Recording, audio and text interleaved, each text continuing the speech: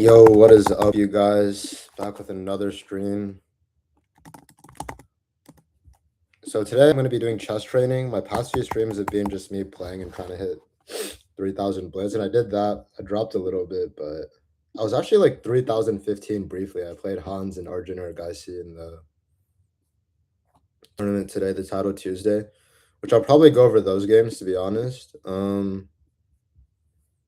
But what I want to do right now is I want to do some opening preparation.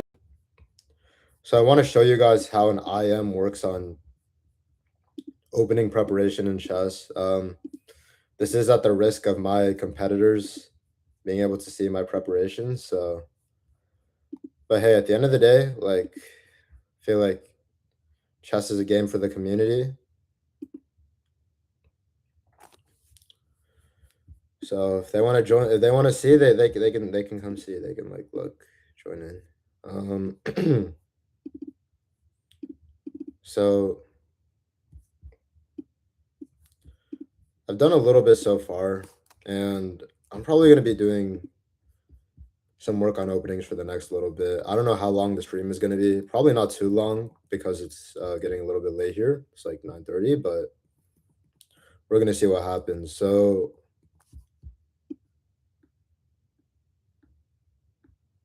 yeah, this is where I ended. And actually, this C3 move looks really weird in the Taimanov, but it's surprisingly like lethal because what it does is generally after black goes knight f6 and knight takes c6, b takes c6, white is not able to play a pawn to e5. However, in this position, white can play pawn to e5 because here after pawn e5, black does not have queen to a5 with the check followed by queen takes e5. If white's pawn was on c2, black would have that. So here black has to go knight d5, and I was actually looking at a really interesting game here. This was a game between David Paravian and somebody else. David Paravian and Blazej in Title Tuesday. So you can see that there's some strong players like Paravian plays it. I'm going to look at the game of Vladimir Fedoseev. So here Fedoseev played knight d2, and the idea of knight d2 is, yo, what's up, Hank? The idea of knight d2 is to go knight e4, knight d6, or at least take control over the dark squares. That's the main idea. What's up again? Yo, what's up, Vyas? I'm so glad y'all are like tuning in right as I start the stream. What opening? You want to guess what opening it is? Take a guess. I'll tell you if you're right. Try to take a guess what opening it is.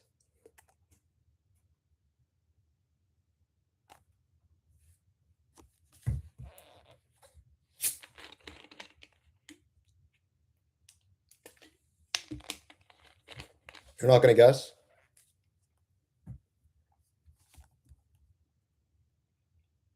All right. The opening is the Taimanov. So basically, this is a Taimanov where white played c3. A really interesting idea here. So white is basically protecting his knight in the center. And it looks a little bit weird because normally you put the knight on c3, right? However, after c3, black can go knight f6. And if white goes knight takes c6, when black goes b takes c6, generally white does have this pawn to e5 move. However, here it does not work. I mean, here it does work, sorry. But generally the move does not work because when white goes pawn e5, black wants to go queen a5 with the check and basically forking the king and the pawn. So this is the Taimanov. So after e5, black goes knight d5. White goes knight d2, preparing to bring the knight into the game somehow, some way. Knight c4, knight e4. There's many things that white is trying to do here. And this is the game between Fedoseev and Ibarra Jerez, both very strong grandmasters. Black plays d6 here, and he probably gets a worse position very fast because the issue with going d6 is you ruin your pawn structure. So now white's pawn on c3 is actually kind of justified. Oh, it seems like black is actually better here. Interesting. So actually, I'm just wrong. What if a GM in Houston watches this? That's the thing. I'm taking the risk of putting my preparation out there. I'm also confident enough to where I think I can prepare multiple openings. I'm not just relying on one. So if anyone wants to prepare for me, they can do it. And I also just like to stream. So yeah, take it as you will. You're probably not going to see many like IMs who like do preparation like this, but that's part of giving back to the community. That's part of learning. So when white goes queen a4 here, now yeah, black and castle. This is very interesting. So the reason behind oh, this actually happened in the game.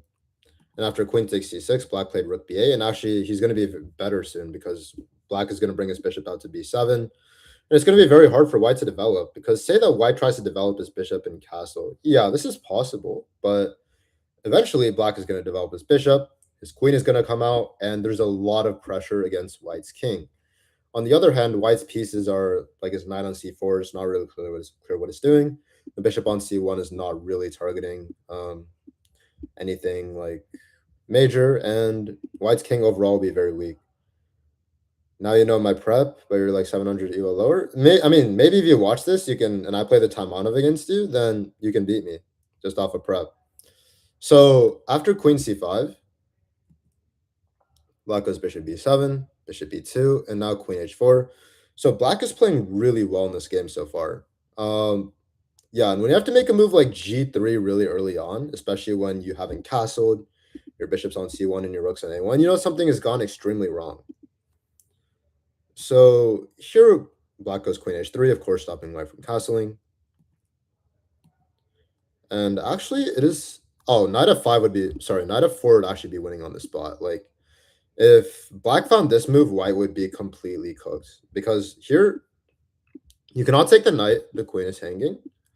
And if you try to take the queen, then what black would do is he'll take the bishop. And once the king moves, he'll take the queen. So here, black will simply be up a minor piece. And this is not something that white can allow, unfortunately. Congrats on hitting 3,100. Yuhi, I hit 3,000. I want to hit 3,100 though. Thanks for that. I didn't hit 3,100 yet, but I dropped a little bit. Yeah, so what I'm doing right now is I'm going over the Taimanov. But here it looks like he played rook c8, gave up a bit of his initiative, and now, unfortunately, black made a couple of blunders, like knight takes c3. Now the bishop is just hanging, queen d3, but now the knight's hanging, and the tactics just don't work for black. So what did we learn from this opening, guys? Despite Fedoseev playing c3, which probably got Ibarra out of prep, he still reacted very well. He developed his knight, and then after e5, he went knight d5. And this d6 move, which I thought looked bad, actually does have quite a bit of merit. The best way for white to respond would have been c4, kicking the knight back immediately, because after knight b6 and takes on d6, here black is left with a worse pawn structure, and white's probably a little bit better. Elite foreshadowing from you? I hope so. Yeah, so that's the model game of the file. So now that we did that, what I'm gonna do is try to understand this in my own words. So knight d2 is clearly a human move. This is a human move. Trying to bring the knight in and take control over the weak d6 square, maybe. c4 is also very possible. This is another like very normal move, trying to kick the knight away. And I'll probably make this the main line because it looks a little more challenging. Congrats on hitting 5,000. Okay, so here in this position, you can already see that if black does not play knight e7, he's going to be worse. Which I actually find really interesting. What if I tried to make a normal move like bishop b4? Why am I worse? I don't really get why this is worse. Okay. So captures the bishop, queen takes, and then knight e7. Oh, the dark scores are just incredibly weak, huh? But like, if white goes knight c3, at least I can try to push f6 at some point, right? And break open the center. That's kind of my plan. So let's say I start with like castles, and white goes bishop d3, a developing move. So if I play f6, okay, the engine gives us his +1. I mean, I think my king is just a little bit too exposed. What white's gonna do is he's gonna castle long and then maybe bring his queen into the game, push his pawn up, bring the rook into the game, and we're gonna be in some trouble. Isn't the knight misplaced on g6 and horrible bishop? Yeah, but the thing is here, actually, if black goes knight e7, he's equal. So, in fact, it seems like this bishop on f8 is really important, but we're gonna try to understand why.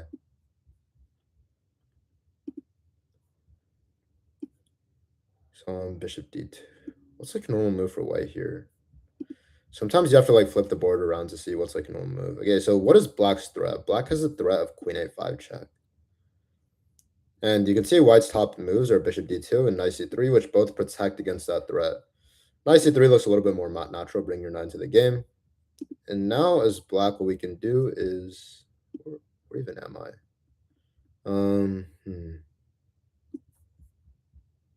Yeah, I can go knight g6.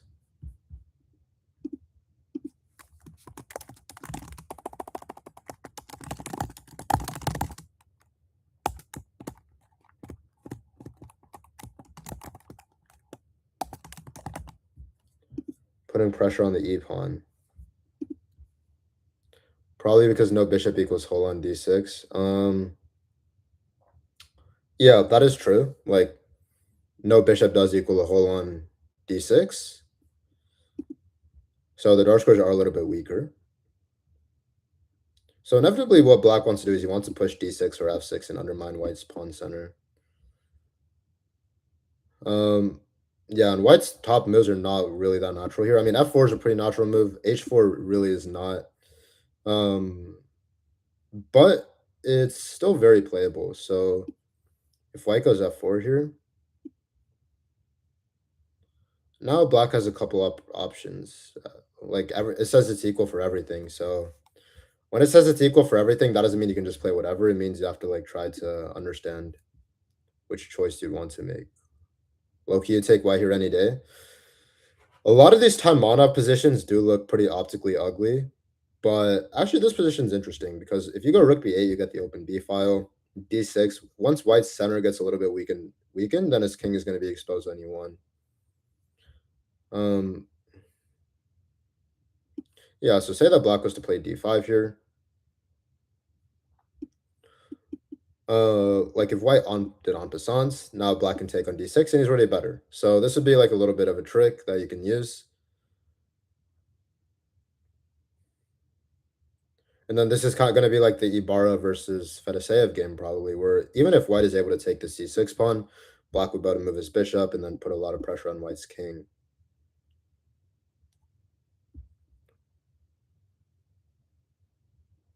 So, yeah. Black is already better here. That's d5. We can take a look at rook b8 as well, another like very normal move. Not even just normal, it's pretty obvious that you want to take control over the b file, right? So if white goes bishop e2, which is trying to develop, white just always has to be really careful about how to react to moves like d6 and d5. You guess what, how to attack the king? It's not really always about attacking the king, but also this pawn on f4 is a little bit weak. And even if you don't attack the king, like black's pieces are developed really well to put pressure on white's king in the future.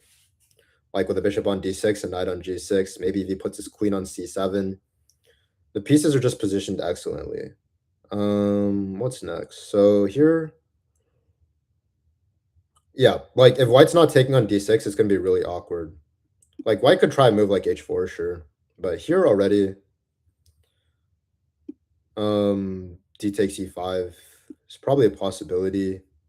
Knight takes h4 is another possibility as well. Like how would d takes e5 work here?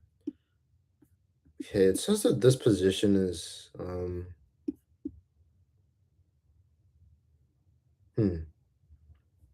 Actually, white is better here, which I find really interesting. So this is like an example of how you could go wrong. And I guess it's not too shocking because if you play f6, once white finishes castling, even though black is up material, he's very underdeveloped, his king is very weak. This is overall going to be very tough to play. Yeah, so this position is already much better for white.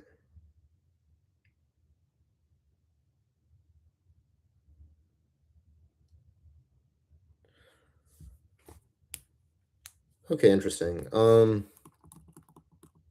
That's the problem with d takes e5. But black does still have some other options, like you can take the pawn in h4. Um, you can even go d5. h5 I don't think makes as much sense because if you really want to deal with the problem of the h-pawn, it's probably best to just capture it. You were never good with white against the Taimanov structures, to be honest. Yeah, that's all right. It's not really easy. I mean, you can stay if you want to, but I'm gonna be looking at like other options for white as well, and the Taimana for white for black. But the Taimanov is a very complicated opening. I've played it against some very strong players like online, and it's been a little bit tough for me. I haven't been doing well with it, I will admit. So that's one of the reasons I'm studying it right now. Okay, so if white takes on d6. This is like the move that like 99.9% of your opponents are going to make because people just love to release the tension. And not only do people love to release the tension, but also, hmm, black can actually sack a piece here. Like this is a really cool line. Here, king f1, bishop takes f4. Okay, I'm lagging a bit.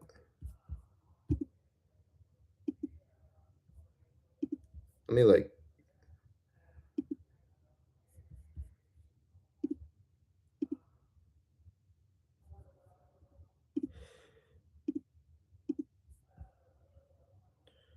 alrighty, just close some tabs.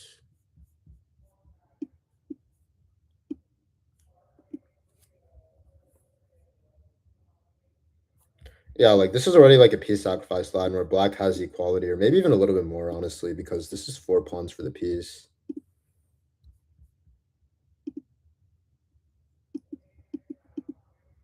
Writing a technical report while you're listening. Yeah, I'll try to give as much information audibly as possible. So, oh yeah, peace talks are very common in the Taimanov. This is one thing that I'm very aware of. I don't really know when you're supposed to do it. I just know that you can do it.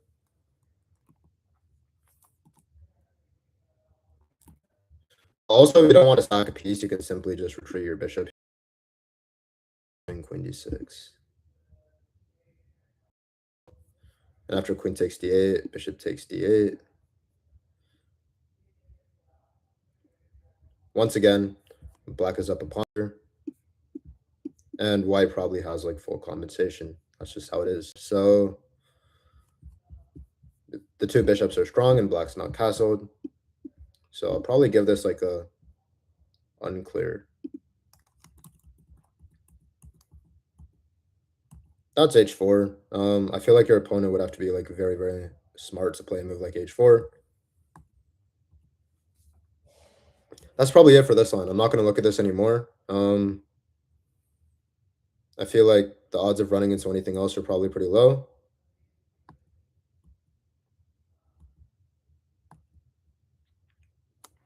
That's c4. Now we're going to look at knight d2. I think yeah, I don't have any moves here yet. So knight d2. In the game, what what's a good opening for 1600 USCF as white versus e4 and d4? Okay, so at 1600 USCF, you can play basically anything. The most important thing is that you're confident in what you're playing. Literally, like, what's your favorite opening? What do you like?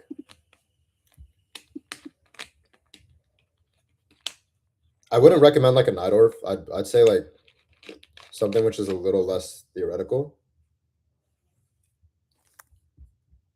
But usually when you're winning and losing games, it's not because of the opening at that rating. So yeah, queen c7 is the top move here, putting pressure on the e5 pawn.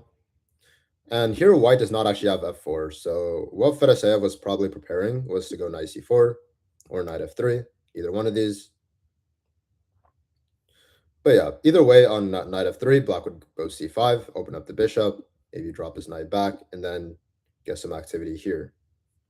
So a few more moves would be like here, bishop b7, castles, bishop e7, followed by castles, and already here black has a pretty comfortable position because when you get your pawn to c5 and your bishop on b7, generally your bishop will always be able to be active down the diagonal. I think that's one of the most important things about the Taimanov. A lot of the times the pawn structure can be uncomfortable, but if you have piece activity, you can really make up for it. Against all the theoreticians in Houston, yeah, Houston does have quite a few theoreticians. Actually, it's pretty funny though. Like the best player in Houston is not a theoretician at all. So, you know, well, I hope to be better than him soon, but I haven't been playing well against him. So it's not the most important thing to know theory. The most important thing is you have to know the ideas of your opening and where you want to put your pieces. And playing chess always clears someone who knows theory. Yeah, but that's for bishop e7. There's also other ideas here, like I mean, c5 is probably just the way to go if they go knight f3. Knight f3 looks a little bit passive though. Like if you're playing this line, you have to go knight c4. And the idea of knight c4 is you leave open the option to play f4 with your bishop still in c1. So here the engine is giving pawn a5. Bishop a6 is also on the cards. I'm not really sure what no, bishop a6 makes sense. You're basically trying to remove the knight and then take the e5 pawn. Like this is always one of the options that you can go for. If knight d6 check, bishop takes, pawn takes, then you have your queen can go to a5. And I feel like this is actually not easy for white to really play here because he can't castle. And also this d6 pawn can be a really big weakness. You can see the white does have a very slight advantage, but that's only if he goes queen g4. And once he goes queen g4 and I go like f5 or something, queen takes g7 and I can queenside castle. Actually, here I'm going to be putting my rook on g8, taking on g2, and my knight on d5 is really powerful. The bishop on c1 is not doing much, and also it's not easy for white to castle in general. So already here, I'm honestly liking black's position a lot, despite what the engine says. I think in a practical game, I should be very happy to play black here. Ruiz is not too theoretical. Yeah, Ruiz does not actually really know theory. He plays a different opening all the time. But he's a very strong player as a GM, so you can kind of get away with that when you're just better than your opponents at chess.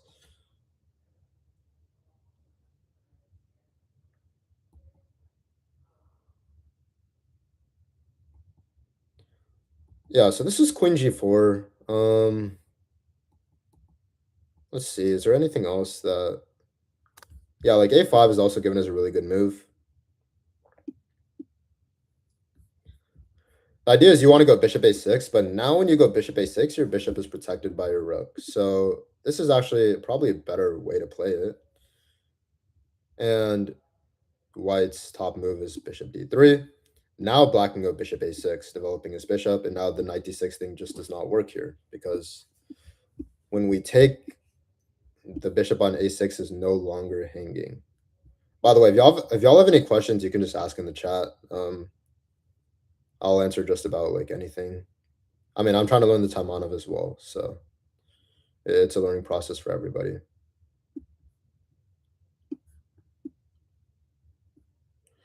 I'm not gonna act like I like know everything about the Taimanov because it's just not true.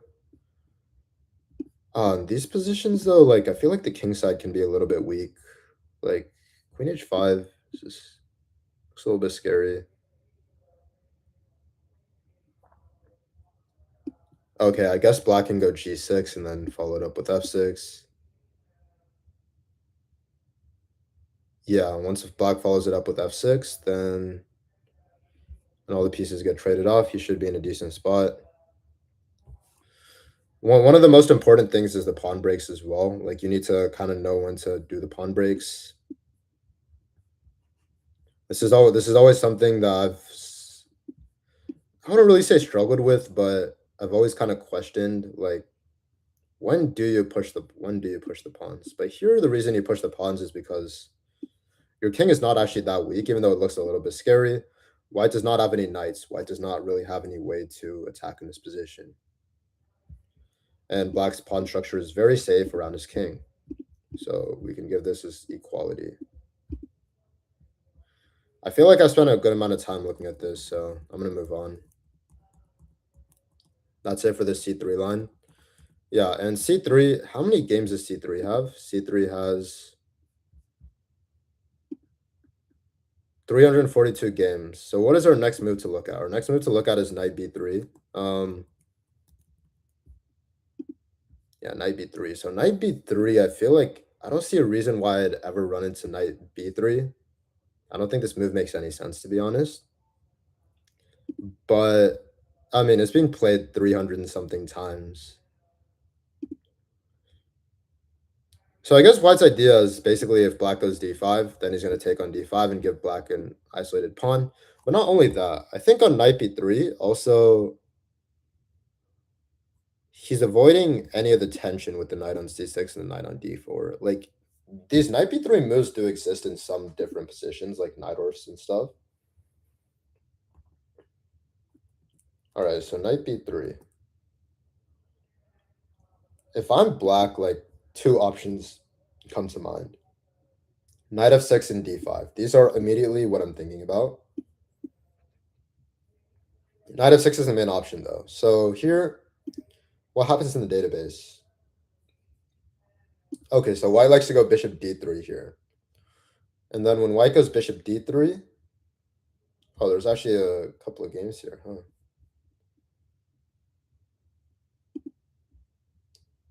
Now it seems that black likes to play d5 a lot of the time. But this is just like an isolated pawn position, and I feel like here white should be relatively happy. Like, I mean, this is still very playable for black. It's about equal, but I do feel like these are always a little bit easier to play for white. Are you gonna Taimanov as white or study against it? The plan is to play the Taimanov as black. Once again, though, I can play multiple different openings, so Taimanov is definitely not the only opening I can play, not at all. Yeah, like this would be a fine IQP for black. The idea is that bishop g4,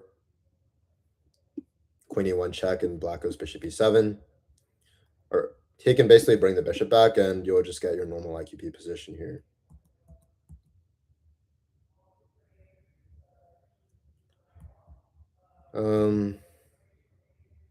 That's on e takes d5. Knight takes d5, generally, I will be honest, I'm pretty hesitant to play like this is black because I feel like your bishop is going to be stuck inside the pawn chain.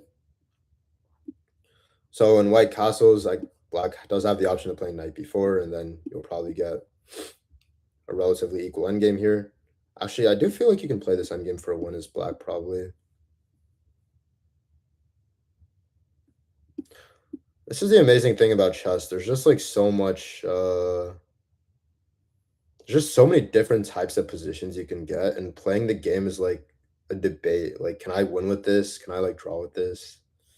I mean, at the highest levels, they're like trying to draw, right? So, yeah.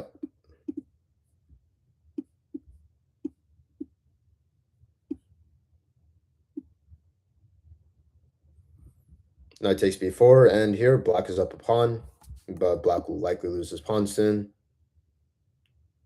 Yeah, I keep losing. Yeah.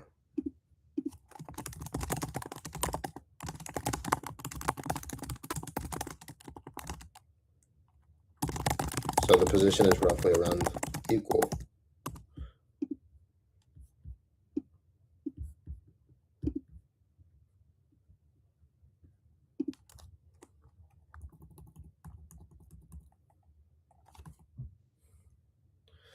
And it seems that white cannot really stop knight b4. For example, if he goes a3 to try to stop knight b4, maybe here black can play like black can simply just develop his bishop and he's better. Wow.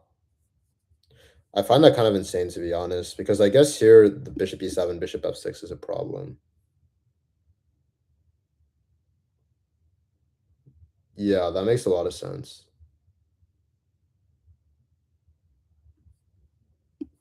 Like castles, knight e5, bishop e4, knight f6.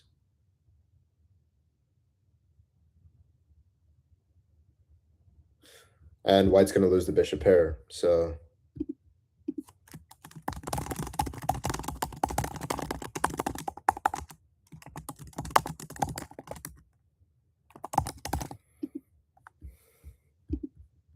Probably just have to say black is better using the annotations.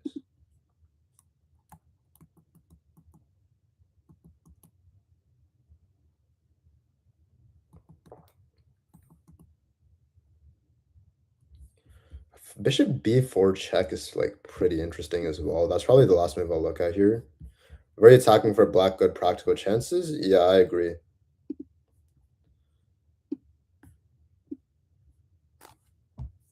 Okay, so bishop b4 check.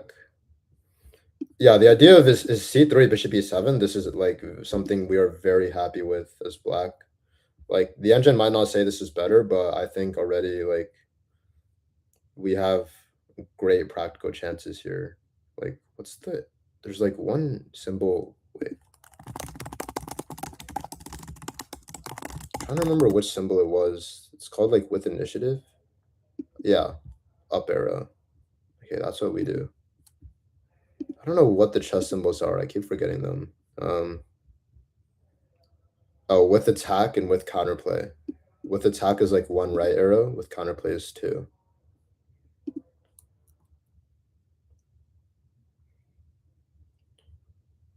Okay. Yeah. So white is a pawn on c3. That's generally not a good sign for him.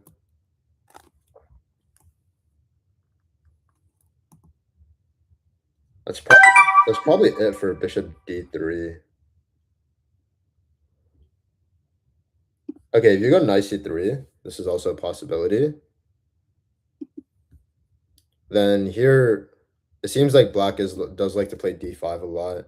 And this is one of the things that a lot of time auto players do, which I don't really agree with, is they just autopilot d5. And the more that I look at this opening, the more I kind of come to the realization that you shouldn't just play d5 instantly, but rather like decide if you want to take the IQP. Like here it might be fine because if you play d5, for instance, and say that white is able to take, go bishop d3, go queen f3, and bishop g5, this could actually get really scary for black because it's not going to be easy for him to keep everything protected. On the other hand, in some positions, if black is able to get like bishop g4 and bishop d6, then he's able to get some good attacking opportunities. Wait, my chess file is bugging out a little bit. So we'll take a look at d5 here. You kind of always have to look at d5.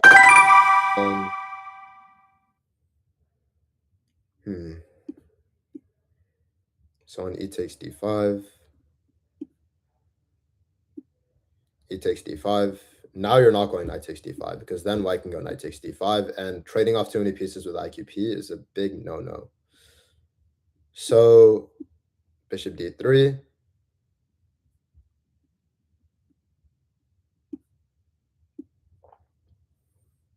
Bishop d6. Yeah, this is a pretty good example of how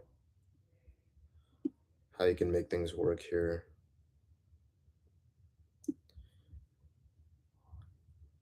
H6, and actually bishop takes f6, queen takes f6. White cannot take on d5 because the b2 pawn will be hanging. So black will be able to get his like bishop e6, castles, rook e8, rook c8, and he gets his play.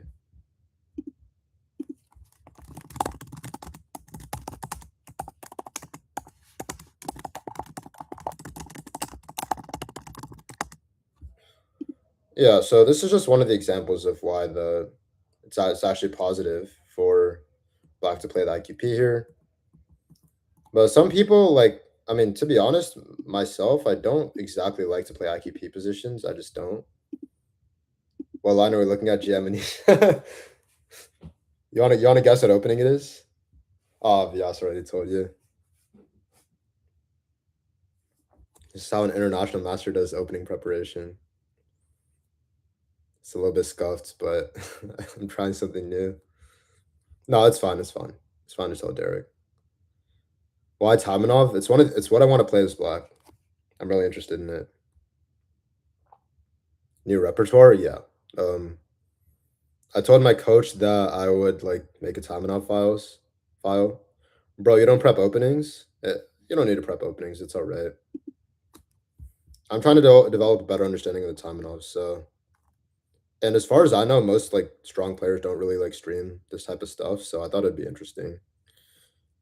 Like I'm honestly learning how to do prep myself. I'm pretty bad at it. Yeah, but bishop d3 here, black has a couple of options which don't involve d5, and I think those should be taken pretty seriously. Like this bishop's b4 check is really, really interesting. A lot of white players will basically like they'll like freak out and just like not play knight c3 because they don't want to get doubled pawns. For instance, here black can go bishop takes c3 and double white's pawns. Do you remember me now? Were you the person who said he's really good at hyperbullet? Maybe. I might remember you. All right. Yeah, like bishop takes c3 is already equal here, and wait, castles. What's happening here?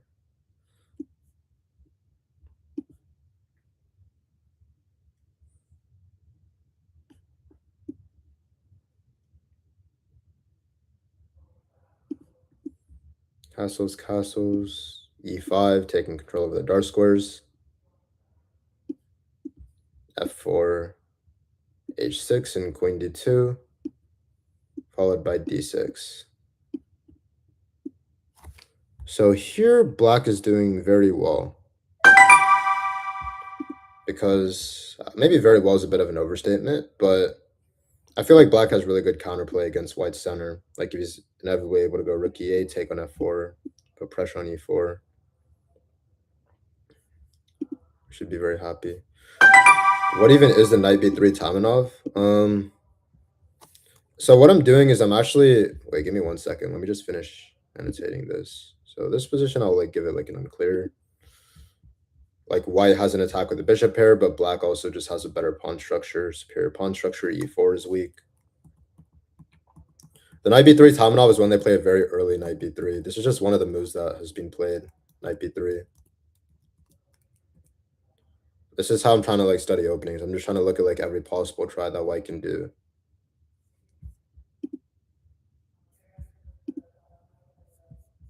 That's a knight b3 Tamanov. And I think it doesn't make much sense to play knight c3. Knight c3 is probably possible. We'll look at that too. But yeah, bishop b4 does look a little bit lethal because if white goes c3, like this is already trying to be worse as white. Now bishop e7 is going to happen. Castles d5, and this is a great IQP for us if white takes because we don't. First of all, we don't even need to take back with a pawn. We can take back with a knight. Oh, actually, e takes d5. The engine actually gives white a very slight advantage. You know what? These positions are so confusing half the time. I guess white wants to go like knight d2, knight f3, knight d4. But yeah, you have knight takes d5 here, followed by like bishop f6. Or even knight f6, and the pawn on c3 just does not inspire much confidence. Why would white play that low? Tall Indian kid with glasses. I'm pretty sure I remember you. Why would white play that? I don't know. I'm trying to understand the ideas, but you'd be surprised. Like again, knight b3 might not be as dangerous, but c3 is pretty like this can be a little bit lethal if you don't know what you're doing.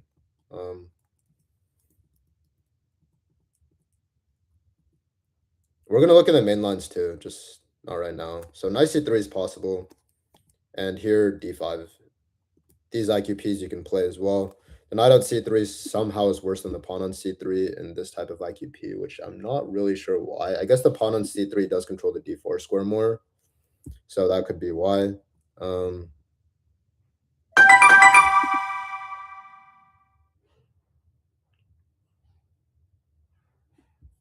yeah, and maybe it's not really easy to.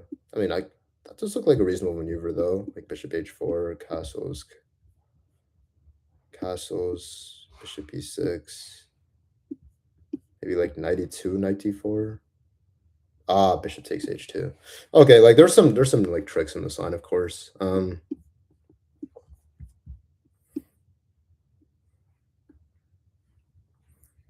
That's kind of the thing with the IQP though. There's just a lot of tricks in the position that you have to be wary of. Like this would be a really good move here, and black would already be winning.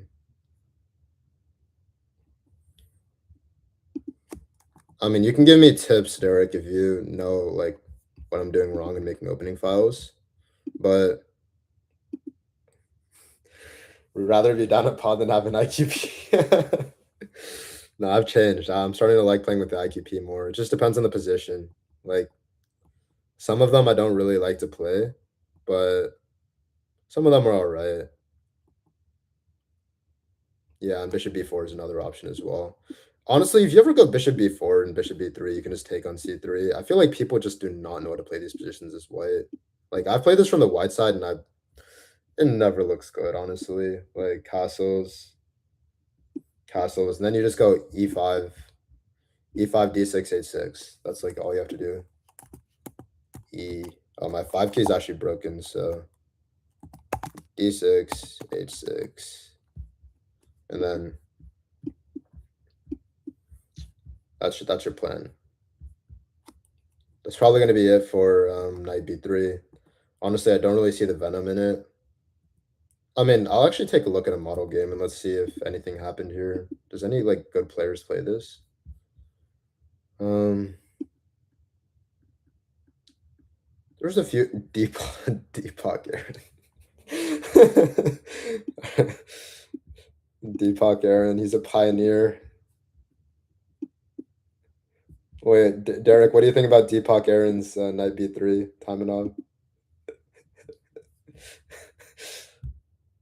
Anish Gotsananthan. All right, let's see how Deepak Aaron played against Nitzan Steinberg. Oh, so Steinberg actually just went queen c7. This is just the usual Taimanov move. He didn't even bother playing any d5. And then he just played an immediate h5, b6, and then played like a hedgehog. I feel like Deepak should be happy with what he got here. Oh, he brought the bishop to g1. Wow, that is really interesting.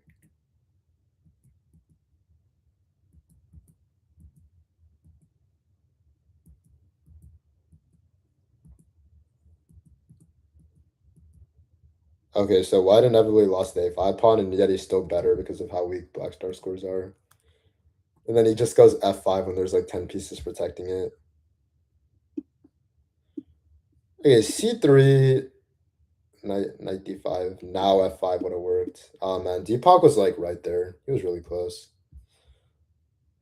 Here, Black's just completely lost. Like if you go knight takes f5, then White's gonna go knight takes. You can't really take with a pawn because yeah, on g takes f5, White's looks like White's just sacking everything. Like queen h5 is coming. This is just not really it. Like here already, oh, queen g3 is a mate in 6 after like takes f5. Deepak didn't know the idea though. It was just a bit of a bad execution because oh, he sacked his queen too for 3 pieces. And honestly, he was winning here. I don't know how he lost this game. Oh, he's not winning. Oh, he just didn't take the rook. Okay. Yeah, the knight's a little bit stuck now. So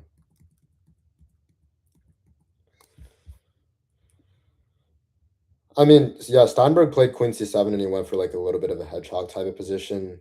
Personally, I don't know if I'd recommend that. Like, I don't think that's necessary. Where did my annotations go?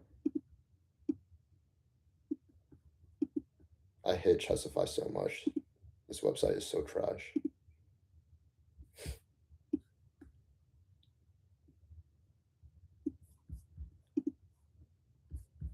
His openings are revolutionary. Yeah, Deepak's openings are pretty revolutionary. Okay, I have to like save my Chessify thing every like 5 seconds, otherwise it's just gonna like get deleted. Wait, I'm gonna like this website is so bad.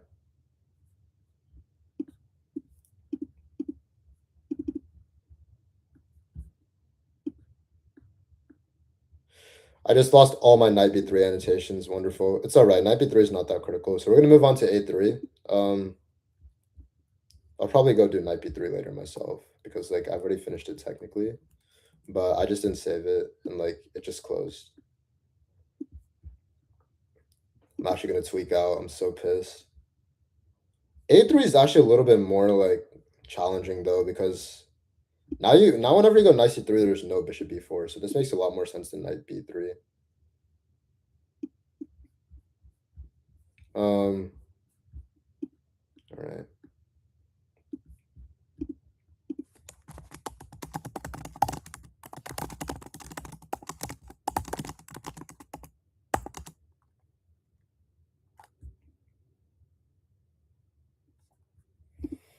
And you can see this is being played like Pranav V likes to play this. Let's see how Pranav played it.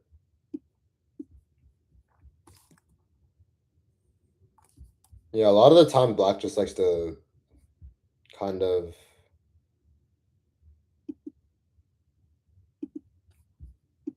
wait, why is it doing that? It's like Xing out of my annotations every time I open a game.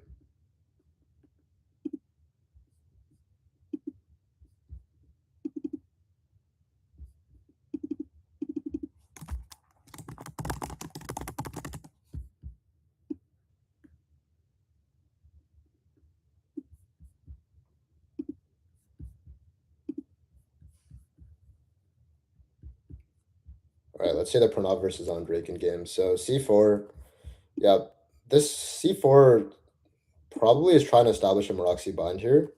And Black goes knight f6, knight c3. Okay, Andreikin just plays an immediate a6. So this is like White's entire idea. And now this line with bishop e3 is actually very dangerous. Bishop e2, bishop e3. This is actually like a pretty famous line here. Like White can go queen d2 and then actually I think there's a line where if Black plays bishop e7 to try to remember it, bishop e3, castles. There's like this king d2 somewhere. It's like rook c1, b6. Maybe I'll remember if I look at it from this side. Like b4, bishop b7, f3, and then it's like d6, and there's like a king d2, like somewhere. I don't know where. Again, not here, I guess, but I don't know. I actually forgot what line that was.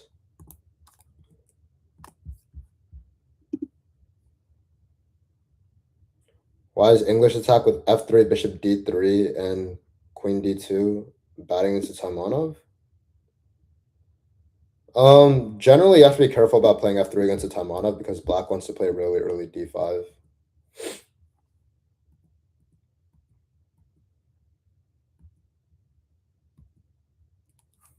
Yeah, so Andreikin is actually able to equalize here, but and he was able to get a better position. I mean, White just has double isolated pawns. How did Pranav win this? He finally finds knight d5.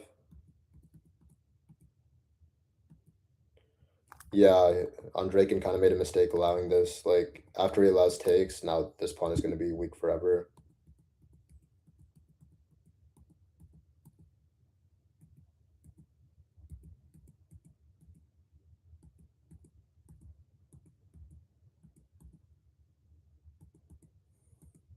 And then he declined to draw.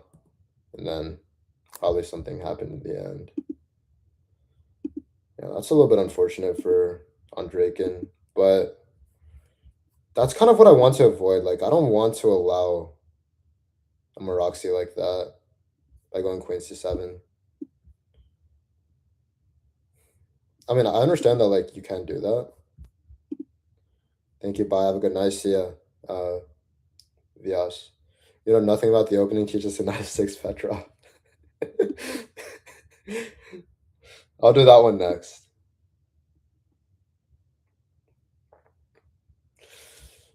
Knight of 6 Petrov is a goated opening.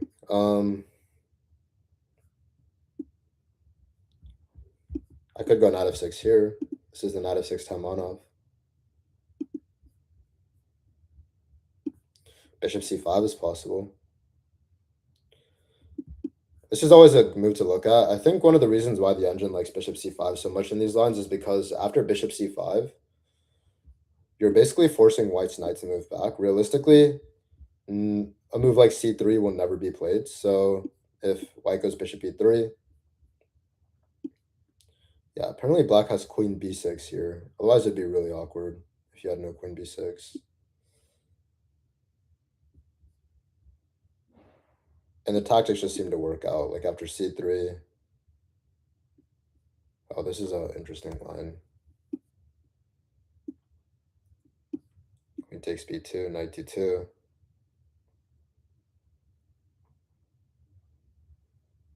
Wait, this is so weird. I'm like really confused. I guess if you want to avoid a draw, this is how you play. It says everything is equal, but like this is not equal at all. Nepo doesn't play knight of 6. Nepo probably knows a knight of 6 Petrov, so I don't know about that.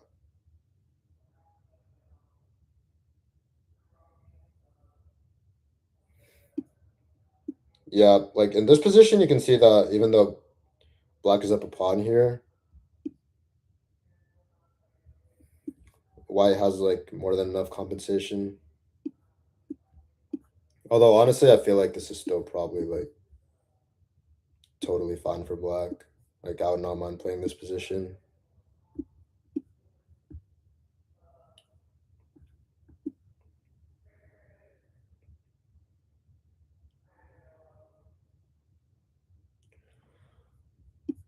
Jeez, like these lines get really complicated.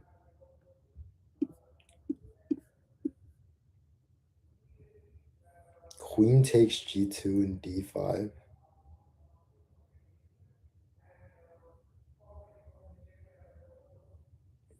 What is happening?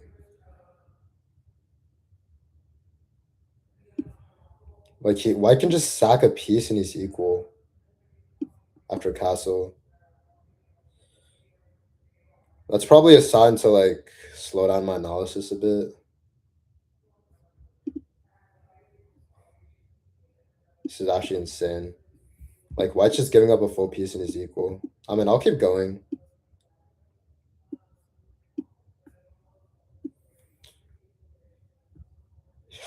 Like f5 and white is just better because after f5, bishop c6, bc6, rook b1 will trap the queen. So black has to drop his queen back, and these are your computer lines right here.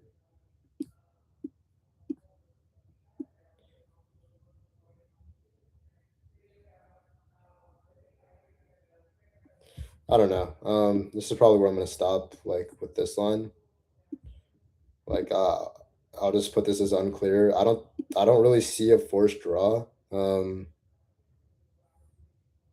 Like this game can continue forever, and I feel like maybe white has some sort of perpetual along like the weak dark scores. But honestly, as black, if white is playing this way, like I feel like you're pretty happy.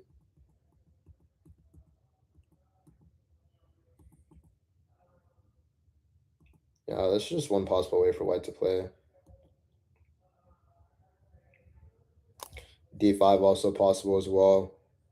D5 is like a really normal move if you just want to like prevent any sort of like knight c4 or e5 knight e4. But yeah. I don't really think there's any more options here.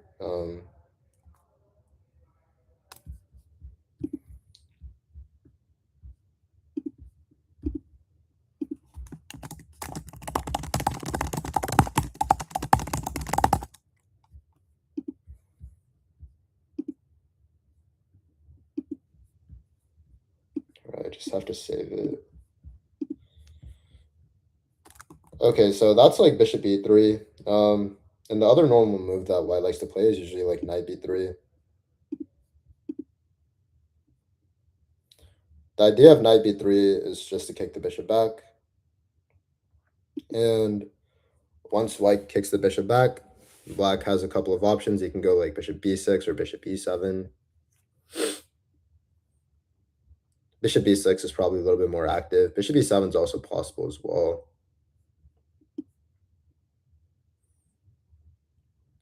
Knight c3, bring the knight out. Now black can go knight g7.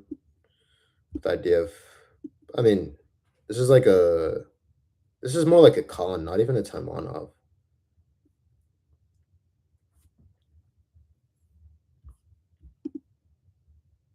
Oh, this position has been played a few times, actually. This is interesting.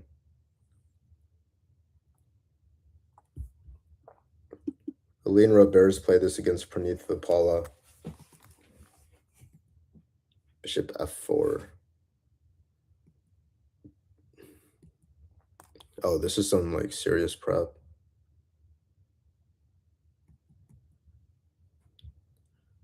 Five. D4. She pushed d5, d4.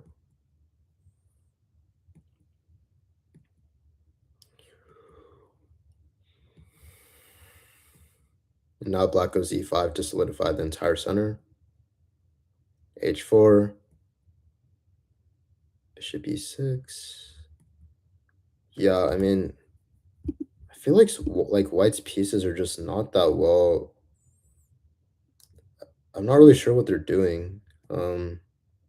Oh, he took the knight on b3. I guess he wanted to open up the queen side, but that's really risky because now, like, what's gonna happen to the light squares?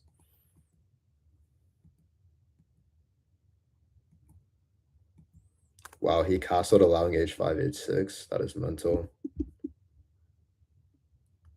Okay. Yeah, Lean just completely outplayed Praneeth in this game. Like, his position's just terrible. All the dark scores are weak around the king.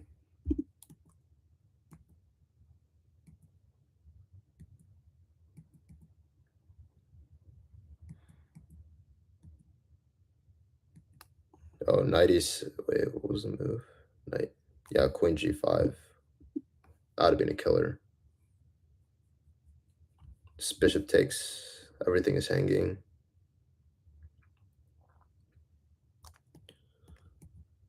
But yeah, somehow black was able to escape here and hold a draw. That does show the dangers of the position. Yeah, like knight g7, d5. I mean, this was a good line. I think that Praneeth played this really well for the most part until like he's played bishop takes b3. I think this is like a really big misunderstanding of how this position should be played. Like, yeah, h5 stopping h5 would have been possible. Maybe he was just a little bit afraid that if he played a move like h5, he would not be able to castle kingside due to white having queen takes h5. And let's actually see. Maybe like he's right about this. So what is the engine saying here? Okay, black just drops all his pieces back. Then white just has no moves though. Like you can't go queen f3 because of bishop g4. If you go queen c4, now I can castle. If you go like knight d3, then there's a5, a4, and the king is just safe in the center. So yeah, that might be what the detail that he missed.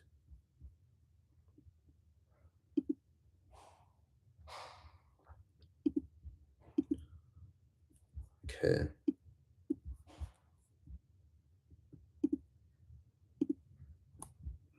System one.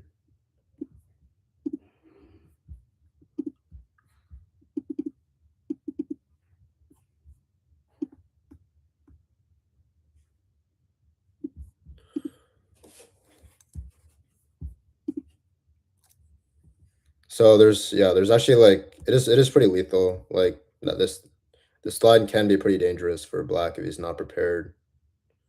That's definitely for sure.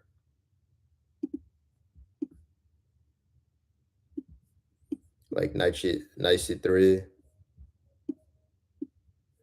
knight g7, and bishop f4, which is not even a top 3 engine move, but like looks pretty good.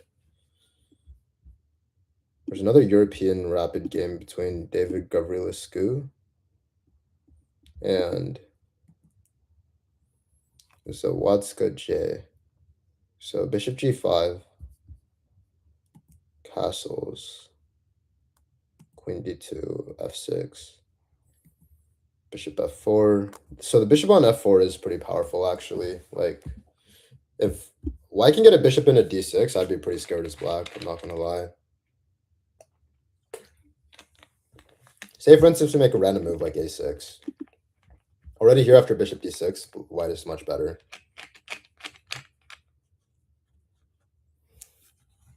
Just too much control over the dark squares, so we can't really allow that. We have to go d5 ourselves. And a lot of the pieces come off. Now black, oh, a5 is a pretty impressive. Okay, so knight takes c3 is better. Oh yeah, this would have been really good. Like knight takes c3, queen takes c3, and then e5. Just completely shutting down this bishop.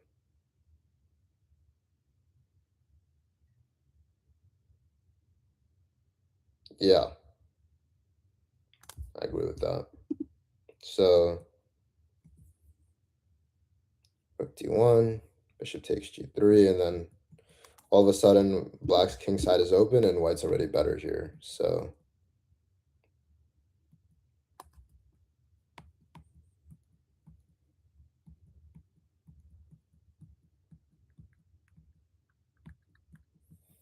black still kept the position really, really solid here, and especially in the center.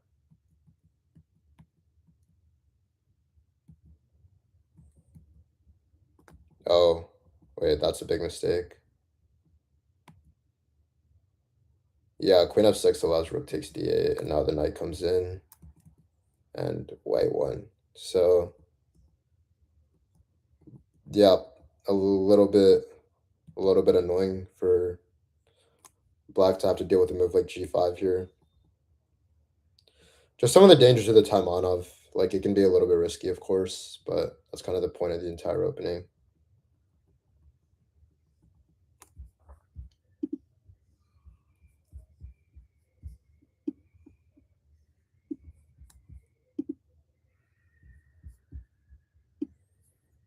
So bishop g5. Bishop g5 is possible. Bishop f4 is possible. Both variations. On bishop g5,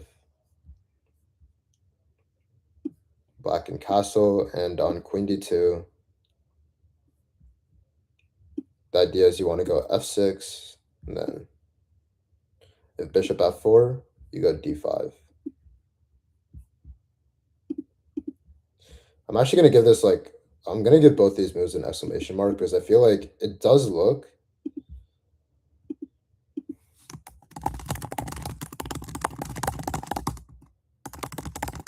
even though it looks like you're weakening the king, in fact, what's the trade-off here?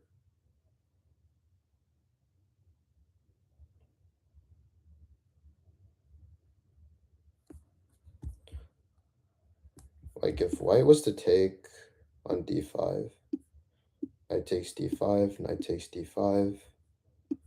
It's actually interesting that black is fighting for the initiative here, because you can see that this bishop is just so open.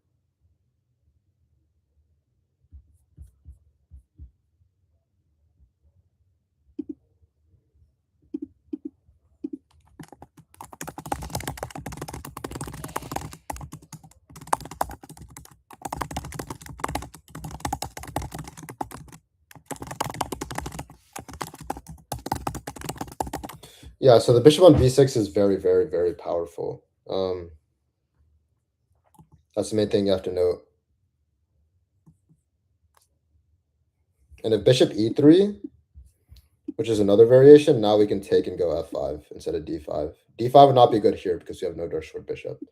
Really important concepts.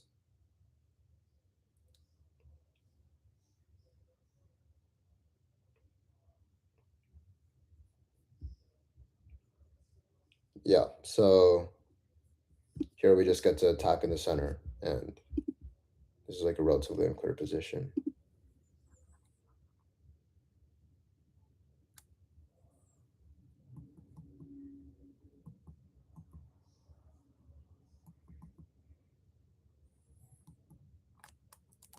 And the bishop f4 line, I think it was also really interesting.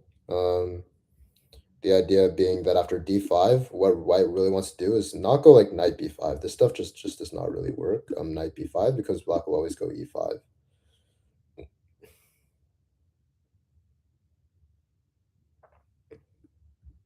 And if takes on d5, we want to go knight takes d5, knight takes, and once again, this bishop is just really powerful on b6, so it kind of neutralizes white's bishop on f4. After like queen f3, castles, castles, and apparently rook e8 here.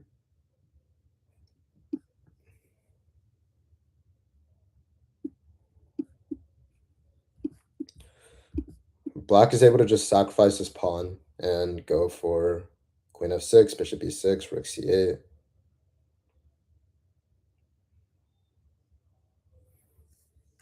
With a good position. So, pretty complicated stuff.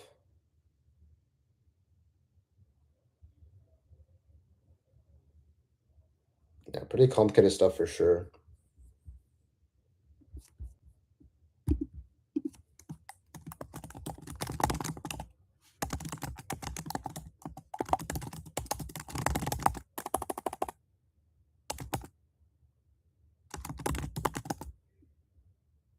Wait, what?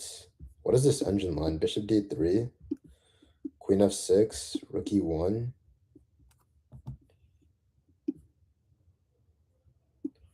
Bishop e6, king b1, and black goes h5 here.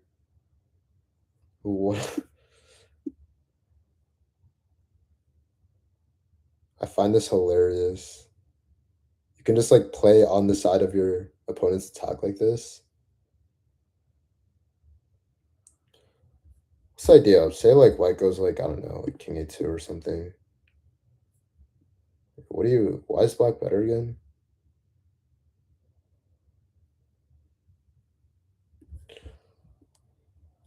Okay, so h5 is just a useful waiting move. Wow. That's really interesting.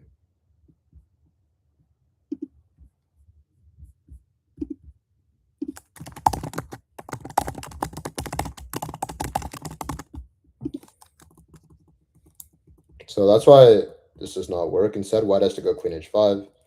And after queen h5, we go d4. You want to keep the king in the center, actually. That's where it belongs. So d4, queenside castles, and then it was knight g6, I think. Yep. Bishop g3, queen e7, knight e2, and e5, completely stabilizing the pawn center.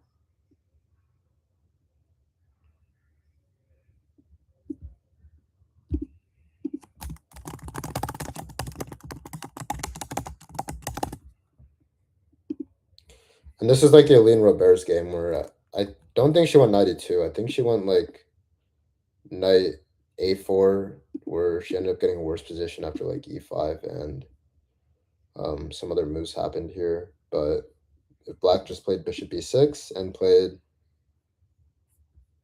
like I think she went h4, and after bishop e6, black was simply just better. After queen e2, he had to find h5, and white would not really be able to have much going on in the position.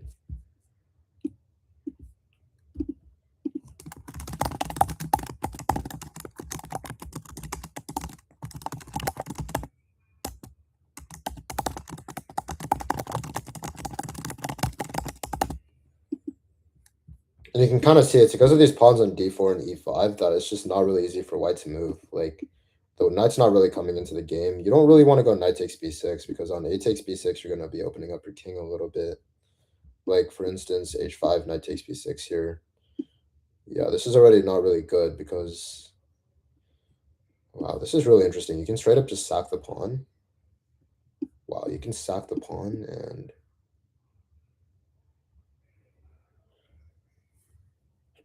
Wait, what's the idea behind rook fb8? Queen b5, b6, just sacking the knight? But you have bishop takes b3. I mean... Okay, but what if white just, like, develops a piece? What's up? Oh, you're gonna go knight fa and now start an attack. Okay, so this is like an example of how the position could get really dangerous for white. It's all about the initiative because even here, you would think that this is not that great for, like, you would think this is not just winning for like black because he's literally down 2 pawns, but it actually just is completely winning.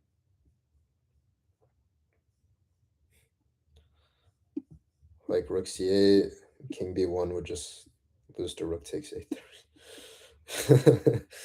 Yeah, that's just brutal. Okay, but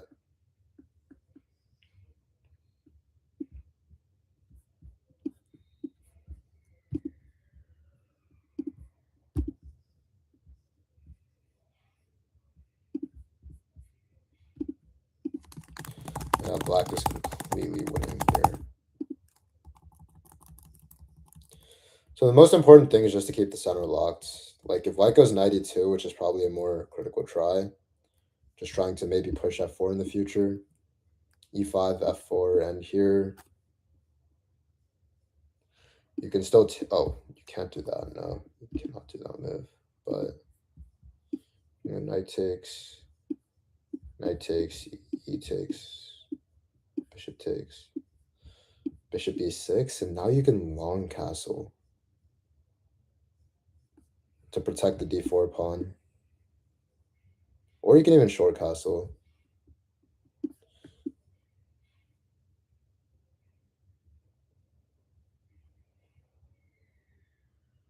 Yeah, if you long castle, you're threatening to go like queen f6 and queen g6. If you short castle, you're basically saying, okay, if bishop takes c6, you have this move, bishop takes b3, which allows you to keep equality. So this would be more like a drawish type of move if you wanted to play for a draw. If white goes c takes, actually black is playing for the initiative because he has pawns on c6 and d4, where with the passed d pawn, so white cannot actually do that. Long castle looks a little bit crazy, but I assume that the king is safe here somehow.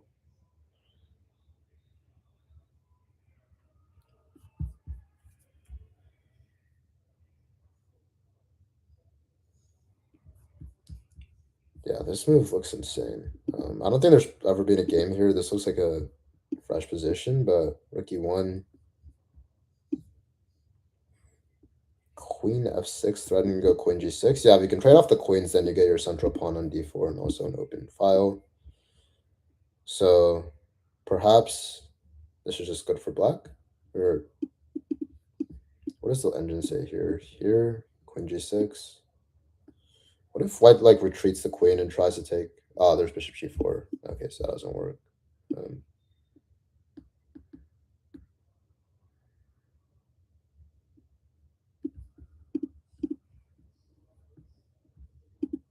So if queen takes g6, h takes g6, this position is just like very equal, I think. This is just like a skill check position. Probably the better player wins. Because like the material is equal, black's gonna go rook h5 at some point. a6, bishop c7, trade some pieces. Like maybe g5, g4. White's gonna go like knight d2, knight f3, put pressure on the d pawn, maybe take on c6 at some point. It's just a lot that can happen here.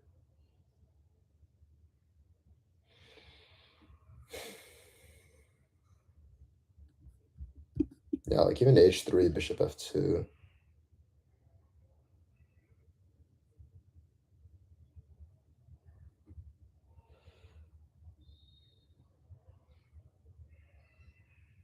Yeah, there's like a lot that can happen. So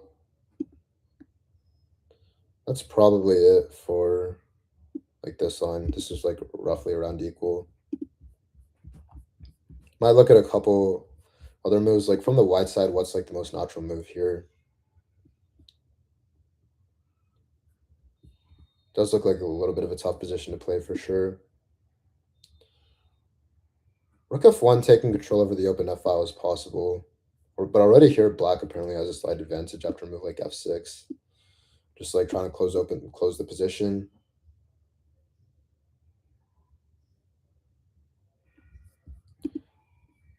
Yeah, just not too much going on here.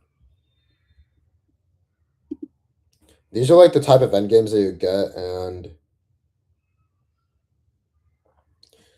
you play these and realize like they're a lot harder to play than it looks on the outside. But at the same time, it's like hard for your opponent to play too. So y'all are like roughly in the same boat. Yeah, that's probably gonna be it for now. I don't think I have anything else to cover in knight b3. Like this line just doesn't really seem that great. I mean, no, there's definitely tries, of course. Like maybe okay, nobody's played queen e2, which actually kind of surprises me because I feel like this would be a good prophylactic move against d5.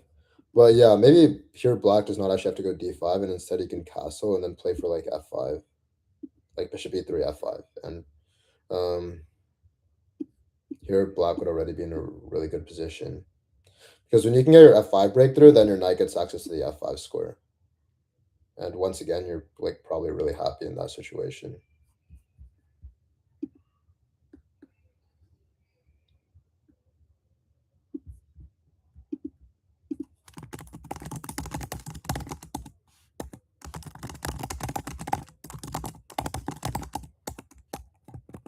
It's a square for this knight, and can push d5, d and e pawns in the future. Yeah, that's probably it. I'm a bit tired, so I'm gonna call it for tonight. How far did we get? I don't know if I'll do the rest by myself or if I'll do it on stream. I just wanted to try like analyzing it on stream for a bit, see how it goes. I think we made like pretty good progress here. Like I've covered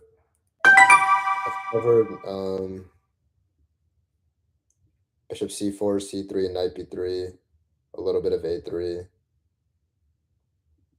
Yeah, like a3 we looked at like a little bit. Yeah, a3, knight b3. This is what we're looking at as well. So next up after a3, we'll probably do next time if I do it on stream. I'll maybe do like bishop f4, which is actually a very serious line. Unless there's anything more for me to cover on a3. I do like the move. Of course, you don't have to go like bishop c5, but instead you can play like knight f6. You can go queen c7. You can go like bishop e7. But I honestly think that bishop c5 just the active moves make the most sense here. Bishop e7 is also interesting. Like bishop e7. Okay, chess 5 is so buggy. Once again, I kind of hate this site, but yeah, I feel like this is just a little bit passive. What if white tries to go c4 here? Jeez. Knight f6. Why does it keep on like saying that this pop-up is so annoying? Low key. Wait. Okay, I have to like refresh it. It randomly bugs like this sometimes. It just says like in order to click the analysis, stay there, and even when I'm like clicking it, Chess is honestly so much better. But the good thing about Chessify is that the engine is strong, so I like to use it for the engine.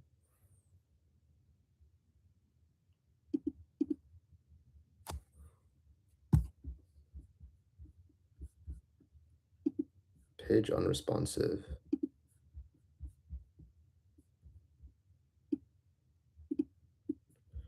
So what's even happening in this position? Like the bishop on e7, black probably wants to play d5 at some point, right? Like, okay, it's just really laggy. I mean, I'll probably look at bishop e7 next time. I think bishop c5 is probably just a more active option though. Just makes the most sense.